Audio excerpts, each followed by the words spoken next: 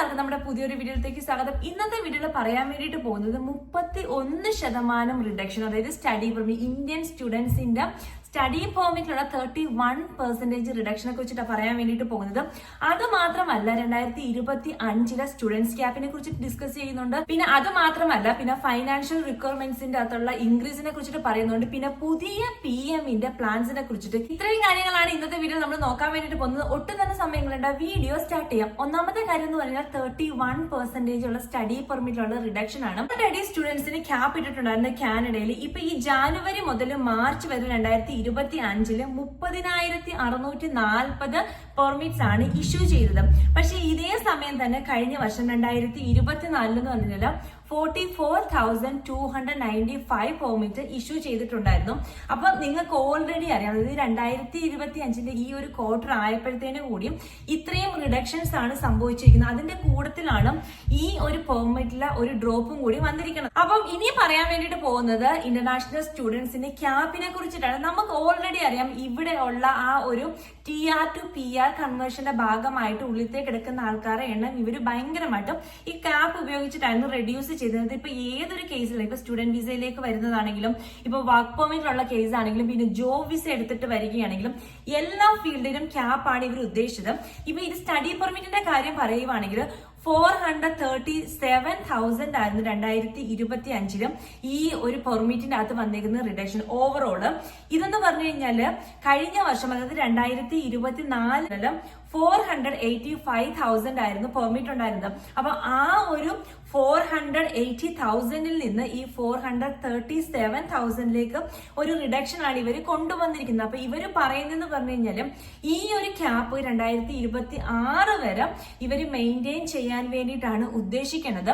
അതിനിടയ്ക്ക് എന്തായാലും ഈ ഒരു ക്യാപ്പ് റിമൂവ് ചെയ്യുകയാട്ടം, നമ്പർ ഇൻക്രീസ് ചെയ്യുകയാട്ടം ഒന്നും തന്നെ ചെയ്യില്ല എന്നാണ് പറയുന്നത്. അതിന്റെ ഭാഗമായിട്ടാണ് ഈ ഒരു 31% റിഡക്ഷൻ ഇന്ത്യൻ സ്റ്റുഡൻസിന് ഇവർ അനൗൺസ് ചെയ്തിരിക്കുന്നത്. ഇനിയുള്ളൊരു കാര്യം എന്ന് പറഞ്ഞു കഴിഞ്ഞാൽ ഫൈനാൻഷ്യൽ റിക്വയർമെന്റ്സിൽ ഉണ്ടായിരുന്ന റൈസ് ആണ്. അപ്പൊ ഓൾറെഡി നിങ്ങൾക്ക് അറിയാവുന്ന കാര്യമാണ്, 2024 ജാനുവരിയിലും ഇതൊരു 10,000 ക്യാഡിൽ നിന്ന് 20,000 ക്യാഡിലേക്ക് ഇവിടെ വന്നിട്ട് എക്സ്പെൻസ് മീറ്റ് ചെയ്യത്തക്ക രീതിയിൽ നമ്മൾ ബാങ്കിൽ എമൗണ്ട് ഫിക്സ് ചെയ്യണമായിരുന്നു.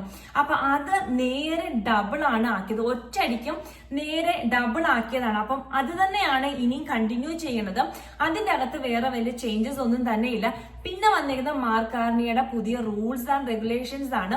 പുള്ളി പറയുന്നതെന്ന് പറഞ്ഞു കഴിഞ്ഞാൽ ഇനിയും ഈ ഒരു പോളിസീസിലൊക്കെ ചേഞ്ചസ് വരും. അതായത് ക്യാപ്പാണ് ഫുള്ള് നമ്മൾ പ്രതീക്ഷിച്ചേണ്ടിരിക്കണത്. കാരണം ഇനിയും നേരത്തെ നമ്മൾ വിചാരിച്ചത് പുതിയൊരു പാർട്ടി നിലവിലാവുമ്പോഴത്തേന് ഈ ക്യാപ്പൊക്കെ റിമൂവ് ചെയ്യും, കുറെ കൂടി ആൾക്കാരെ വെൽക്കം ചെയ്യും എന്നാണ്. പക്ഷെ ഈ പുള്ളി പറയണെന്ന് പറഞ്ഞു കഴിഞ്ഞാൽ ഇപ്പോഴും still housing crisis, health related issues, പിന്നെ പർട്ടിക്കുലർ ജോബിലുള്ള ഫീൽഡിലുള്ള ആൾക്കാരെ വേണ്ടില്ല, അങ്ങനെയുള്ള കുറെ കാര്യങ്ങൾ ഉള്ളത് കൊണ്ടിട്ട് പുറത്തുനിന്ന് ക്യാപ്പ് ഇട്ടിട്ട് ഉള്ളിലുള്ള ആൾക്കാരെ ഈ ഒരു കാര്യങ്ങളൊക്കെ മെയിൻറ്റെയിൻ ചെയ്തിട്ട് ഇവിടെ ഒരു സ്റ്റെബിലിറ്റി കൊണ്ടുവരാനാണ് പുള്ളി മുമ്പോട്ട് പോകണം എന്നുള്ള രീതിയിലാണ് പുള്ളി പറയുന്നത്. പോളിസീസ് ഒക്കെ ഇനി ഇംപ്ലിമെന്റ് ചെയ്യുന്നതെന്നാണ് പറയുന്നത്.